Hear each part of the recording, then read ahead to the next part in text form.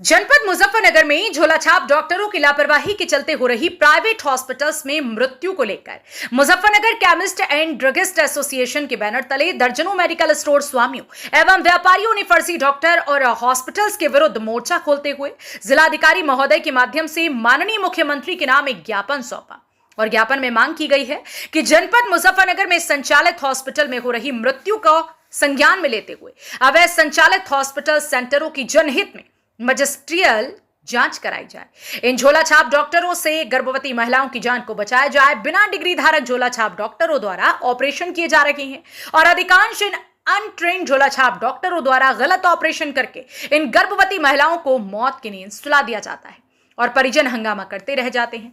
In hospitals के मानक तो बहुत दूर की बात है, इनमें डिग्री धारक डॉक्टर भी नहीं बैठते।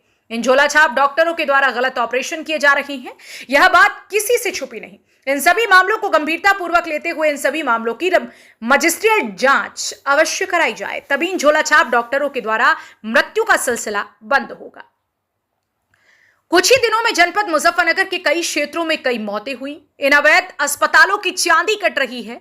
जनपद मुजफ्फरनगर के बुढ़ाना, शाहपुर, मीरापुर, पुरकाजी शहरी क्षेत्र व मोरना क्षेत्र में स्थित सेंटरों पर मरीज के परिजनों का मरीज की मौत के बाद हंगामा हुआ, जिसमें ऑपरेशन को लेकर विवाद करते हुए जबरदस्त तरीके से नारेबाजी भी की गई। इसलिए हम लोग चाहते हैं कि जिन बच्चों के सर से मां का साया छिन गया, ऐसे अपराधियों को भी दंड मिलना आवश्यक है, जिससे उन मासूम बच्चों के जीवन में अंधेरा न रहे।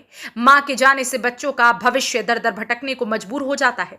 इसलिए हम आपसे आशा करते हैं कि इन झोलाछाप डॉक्टरों के चीरफाड़ और उनकी लापरवाही से होने वाले दुखद हादसों की मजिस्ट्रियल जांच कर निजात दिलाने की कृपा की जाए।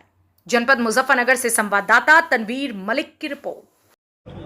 चौहान साहब, अभी ज्ञापन दिया गया है आपके एसोसिएशन की तरफ से और कुछ अन्य लोग भी इसमें शामिल थे, क्या मांग है आपकी और किस तरह की कार्रवाई चाहते हैं? जिले में काफ़ी टाइम से हम कुछ संस्थाओं द्वारा हमारे से मांग की गई थी कि जिले में फर्जी हॉस्पिटल और फर्जी मेडिकल स्टोर चल रहे हैं, इन पे आप क्या कार्रवाई करा रहे हैं। तो हमने सीएमओ साहब को पत्र लिखा, कपिल देव जी को भी पत्र लिखा।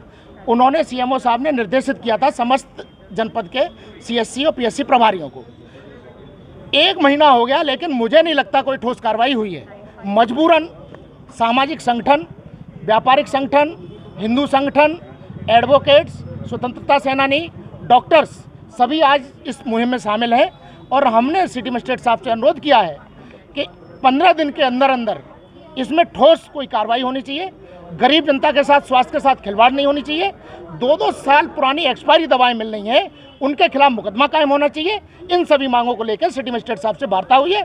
सिटी मजिस्ट्रेट साहब ने हमको आश्वस्त किया है कि 10 दिन के अंदर अंदर हम आपको जवाब देंगे कि किस तरीके से कार्रवाई कराई जाए। क्या कारण है कि हॉस्पिटल में सील लगती है और अगले दिन ही खुल जाती है? ये सिटी मजिस्ट्रेट साहब से कहा है। उन्होंने कहा है कि मैं सीएम साहब से जानकारी लेके कि किस कारण से खुलती है, क्या प्रोसीजर है, उसको भी हम अवगत कराएंगे आपको।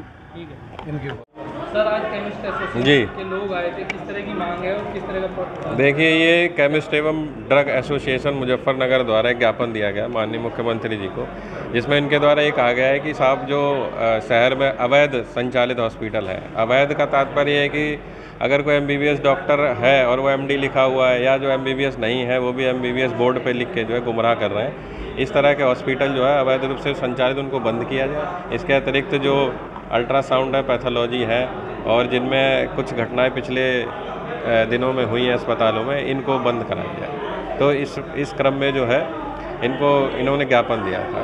सर, पिछले कुछ दिनों में लगातार जो महिला हॉस्पिटल से उसकी रोकथाम के लिए किस तरह की कार्रवाई की? देखिए, अभी जो ज्ञापन दिया गया और पिछली घटनाएं हैं, निश्चित रूप से इसमें जो है माननीय जिलाधिकारी महोदय और मुख्य चिकित्सा अधिकारी महोदय की अध्यक्षता में एक मीटिंग आयोजित की जाएगी और आगे की जो कार्य योजना होगी वो निश्चित रूप से जो हमारे यहाँ अवैध हॉस्पिटल वास्तविक में अवैध हैं उनको निश्चित रूप से बंद करके सीज किया जाएगा। सर, पहले भी कुछ अवैध हॉस्पिटल को सीज किया गया था, लेकिन जी, दोबारा से ये शुरू हो गया। अच्छा, ये आपके द्वारा अभी संज्ञान में लाया गया है। मैं देखूंगा कि कौन से जो हॉस्पिटल हैं उनको सीज करके दोबारा खोला गया। क्या कारण है सर? कार्रवाई होती है लेकिन 1 हफ्ते के भीतर दोबारा शुरू होती है। जो जैसा मैंने अभी बताया आपको, आपके द्वारा संज्ञान में लाया गया कि कौन से हॉस्पिटल है, मैं देखूंगा इनको और अगर कुछ ऐसी बात होती है तो उस पर फिर कार्रवाई की जाएगी।